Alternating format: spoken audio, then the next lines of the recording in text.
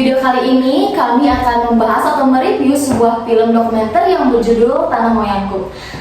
Tugas ini yaitu untuk memenuhi salah satu tugas mata kuliah Politik Pertanian. Sebelumnya perkenalkan saya Deni Febriani dengan nomor pokok mahasiswa 225009026 dan saya Junior Tabrazal Tesalonika dengan NPM 225009040. Lalu saya Adita Agustin dengan nomor NPM 22500090111. Saya Lucy Fatmadewi dengan nomor pokok mahasiswa 2259060. Saya Gunajrika Mantalu dengan NPM 2259089.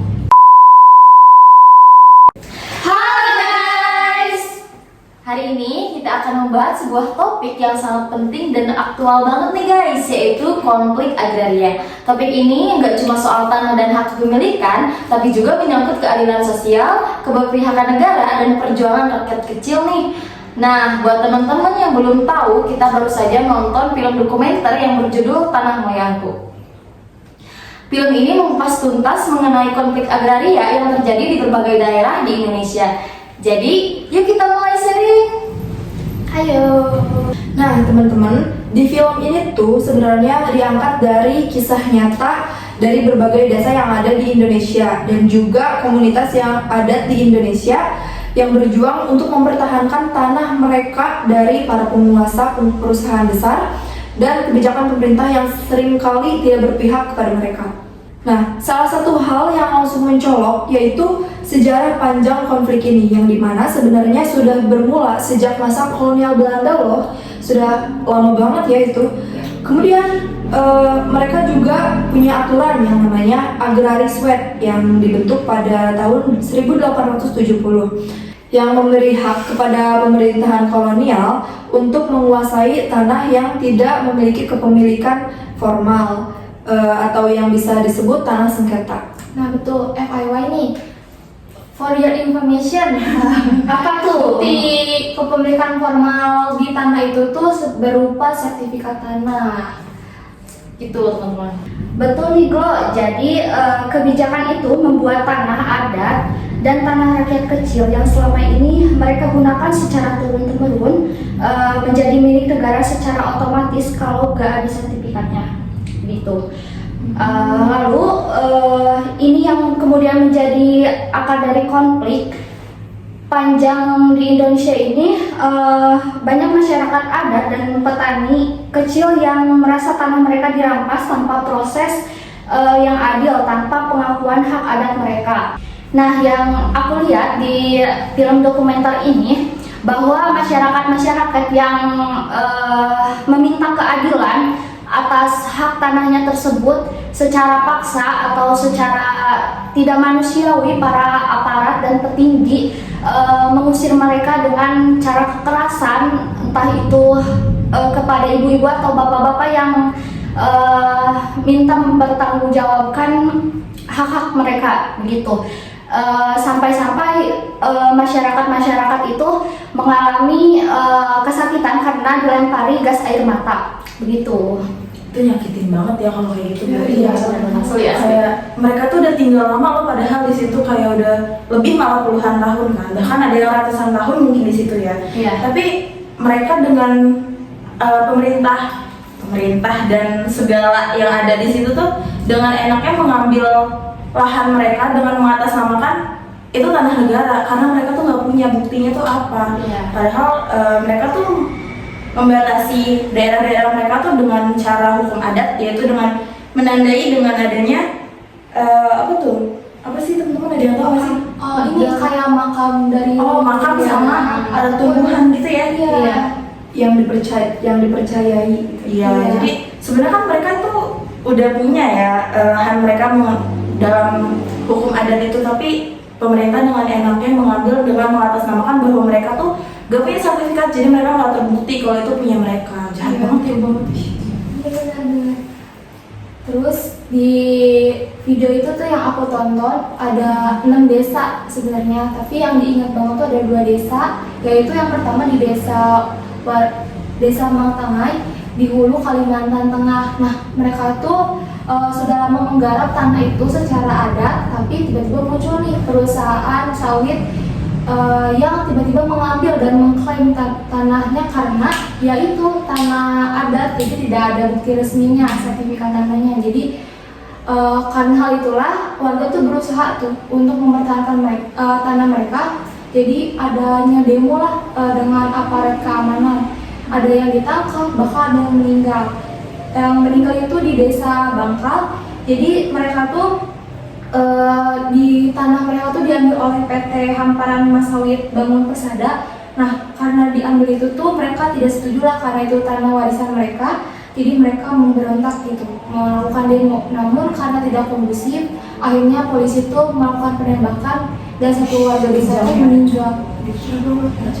Padahal itu keluarga sipil loh. Iya. Tapi mau nanya deh, menurut kalian tuh itu tuh ada campur tangan pemerintah nggak sih dengan adanya kayak gitu tuh, kayak kenapa PT-PT itu tuh bisa banget dengan mudahnya mengambil alih lahan itu? Jadi menurut kalian tuh pemerintah ada ambil alih juga nggak sih? Nah, bener nih, soalnya nih miris banget ya mengenai seringkali mereka itu dituduh mencuri gitu, mencuri buah sawit mereka, padahal itu buah sawit hasil kerja keras mereka sendiri. Mereka merasa milik mereka itu dirampas bahkan oleh pemerintah gitu, karena pemerintah itu seolah-olah berpihak pada perusahaan besar gitu, bukan kepada rakyat kecil seperti petani-petani kecil. Nah, maka dari itu sebenarnya konflik ini tuh bukan hanya mengenai soal kepemilikan lahan aja, tapi merambat pada kekerasan juga, kekerasan dan ketidakadilan bagi masyarakat kecil gitu. Khususnya pemerintah lebih memilih perusahaan besar. Keberpihakannya Iya. parah ya berarti. Iya, keberpihakannya sangat-sangat terbayang nyata gitu. Nah, selain cerita dari Glory, yang saya ingat juga ada di daerah Kinjil kalau nggak salah ya, Betul. di mana warga adat berjuang mempertahankan tanah mereka dari perusahaan perkebunan besar yang mengklaim tanah tersebut sebagai bagian dari konsesi mereka. Mereka merasa tanah itu adalah warisan leluhur, bagian dari identitas dan keberlangsungan hidup mereka. Tapi mereka sering dihadapkan pada intimidasi, lalu penggusuran paksa dan bahkan kekerasan yang dilakukan oleh oknum-oknum atau pesuruh dari pemerintah atau perusahaan-perusahaan besar tersebut. Nah guys, betul apa kata Rita ya, ternyata miris banget ya karena tidak banyak daerah-daerah di Indonesia yang mengalami hal tersebut. Yang menariknya juga, film ini tuh menyoroti mengenai peran aparat dan hukum. Banyak sekali kasus di mana polisi dan tentara dilibatkan dalam penggusuran paksa tersebut. Kemudian bahkan sampai menembak warga yang berusaha mempertahankan hak mereka. Ini menunjukkan bahwa konflik agraria bukan cuma soal tanah dan ekonomi, tapi juga soal kekuasaan dan politik. Bener banget tuh. Dan juga cukup menyedihkan ya kepada ada nih kebijakan pemerintah yang terbaru seperti Undang-Undang Peraturan Presiden Nomor 78 Tahun 2023 yang dianggap semakin memperkuat posisi penguasa dan perusahaan besar, sementara hak kecil itu semakin tersingkirkan. Kayak pepatah, semakin kaya yang kaya makin kaya, yang miskin makin miskin ya. Nah, itu tuh ada juga di video Tanah Wayangku, itu tuh diisi distribusi penguasaan hukum. Nah, 95,76% itu milik swasta, sedangkan yang warganya tuh cuman, yang masyarakat itu cuman 4,14%. Milik swasta tuh berarti kayak pabrik-pabrik PT-PT gitu. Besarnya. Iya bener banget. Itu berarti sangat jauh banget ya. Nah, Gede kalau banget ya. kalau boleh tahu itu PT atau perusahaan apa tuh yang paling besarnya itu? Yang paling besar itu kalau nggak salah yang Sinarmas, itu tuh berapa ratus juta hektar. Itu berdasarkan di video itu ya. Iya, terus padahal Gede banget ya. masyarakat tuh hanya sekitar rata-rata ya, itu tuh cuma setengah hektar punya warga. Bandingnya jauh banget. Kacau. Pantes ya, sektor pertanian kita juga susahnya dapat lahan ya. Belum lagi juga sama apa tuh namanya yang pakai fungsi lahan juga tuh parah juga kan sekarang. Parah. Terus selain itu juga konflik ini tuh ngangkat soal apa aja sih, kayak ngangkat sejarah juga kan? Iya kan? Kayak sejarah panjang konflik ini tuh kayak udah terlalu dalam dan terlalu kayak kompleks gitu. Jadi kayak mau kita bahas gimana juga itu udah terlalu dalam banget permasalahannya. Bisa nggak sih kayak gitu-gitu tuh kita atasin di zaman sekarang kira-kira nih? Sebenarnya bisa, cuma emang tidak mudah saja. Sedangkan para rakyat kecil untuk mempertahankan hak mereka saja, para pemerintah yang seharusnya berada di pihak mereka malah berada di pihak perusahaan swasta. Jadi iya, seringkali kebijakan itu Iya. kayak nggak adil ya, kayak iya betul. kebijakan nasional yang seringkali tidak mengakomodasi hak-hak rakyat, terus juga membuat konflik ini tuh bikin pokoknya semua itu tuh bikin konflik ini makin runyam ya. Kalau kita lihat juga ya, konflik ini juga memperlihatkan ketimpangan ekonomi dan kekuasaan.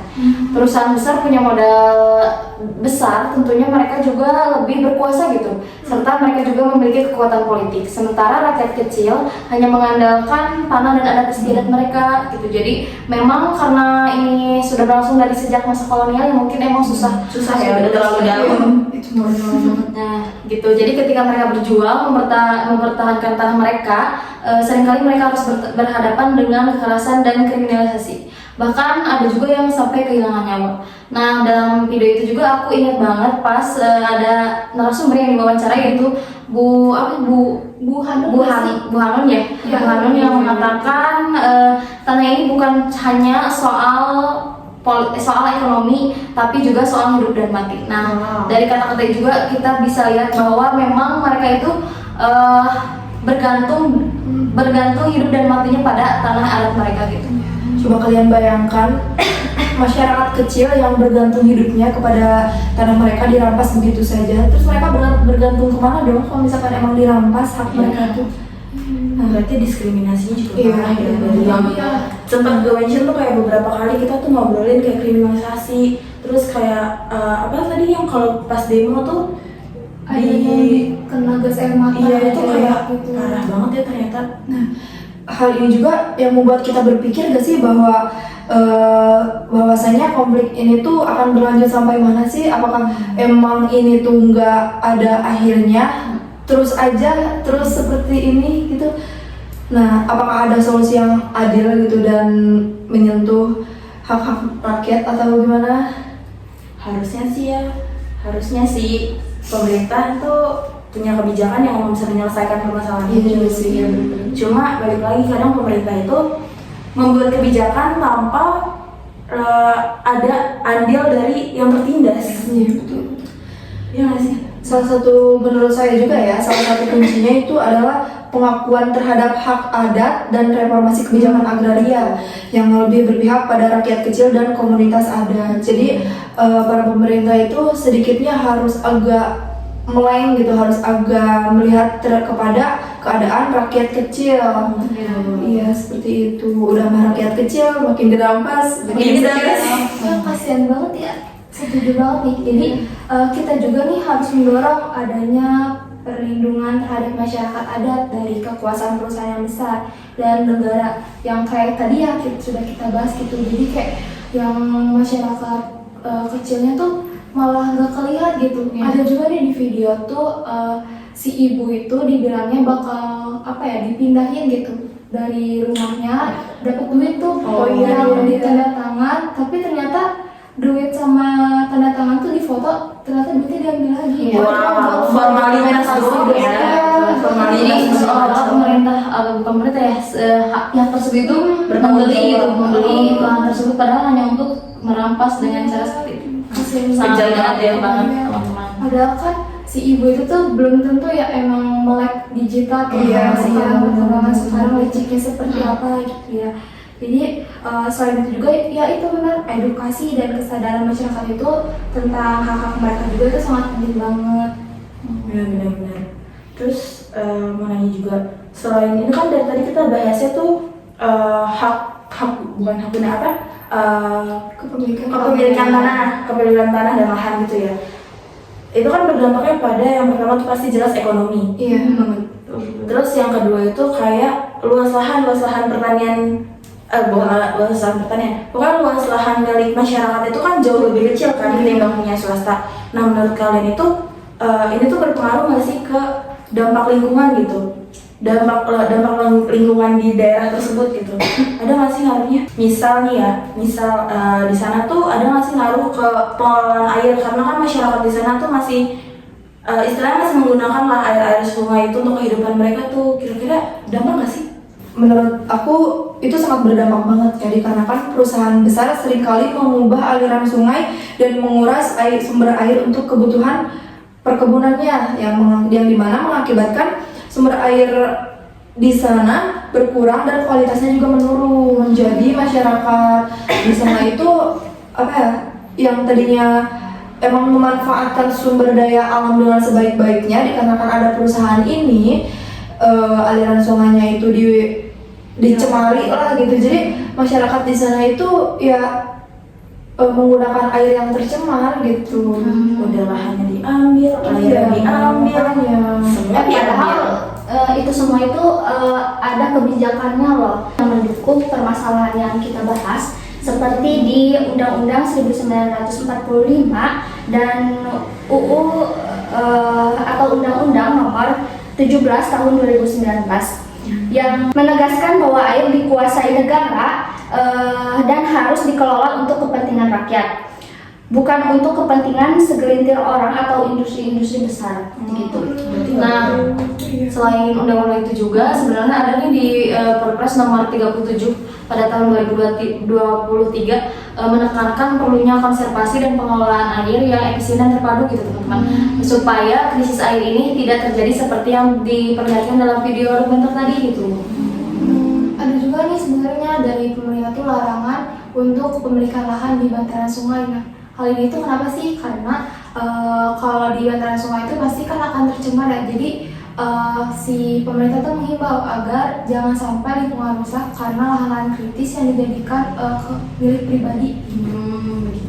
Berarti kalau kayak gitu air itu sebenarnya dia nggak punya kepemilikan spesifik ya, jadi bisa untuk semua, tapi kalau bisa ya jangan dikuasai individu atau Jadi intinya perusahaan. Gunakan sebaik-baiknya sih. seluruh masyarakat itu jangan. Ya, sebenarnya pemerintah tuh secara tertulis itu emang berpihak kepada masyarakat ya. Cuma kan kalau misalkan emang contohnya aja di masyarakat di sana gitu, kan emang kehidupan sehari-harinya tuh bergantung kepada lingkungan, termasuk sumber air. Jikalau airnya telah tercemar oleh limbah perusahaan besar, berarti mereka menggunakan air itu air yang udah tercampur dengan limbah, yang dimana kan hal itu tuh bisa menjadi sumber penyakit dan lain-lain seperti itu, membahayakan karena kan zat-zat yang terkandung kita tidak tahu zat-zat yang terkandungnya itu apa aja gitu. Jadi sebenarnya pengelolaan air itu tanggung jawab siapa? Tanggung jawab kita semua sebenarnya, cuma yang sulit itu menyadarkan Untuk merealisasikannya ya. Setuju. Jadi ini teman-teman, intinya konflik agraria di Indonesia ini masalahnya sangat kompleks dan memerlukan solusi yang menyeluruh. Perlu adanya reformasi kebijakan, penguatan hak adat, dan keadilan sosial. Nah, semoga kedepannya ada perubahan yang lebih baik bagi masyarakat kecil untuk bisa mendapatkan keadilan yang mereka layak dapatkan. Gitu. Amin ya Allah ya Rabbal Alamin. Oke, mungkin review kita ya selesai di sini karena kita merasa mungkin sudah keulik semua ya. Iya, terus juga kalau diobrolin terus-menerus gak bakal ada habisnya loh. Soalnya ini nyambung kemana-mana gitu. Kompleks banget Iya. masalahnya. Bagi teman-teman yang ingin berdiskusi dengan kami, boleh ya kalian tuliskan aja pertanyaannya di kolom komentar.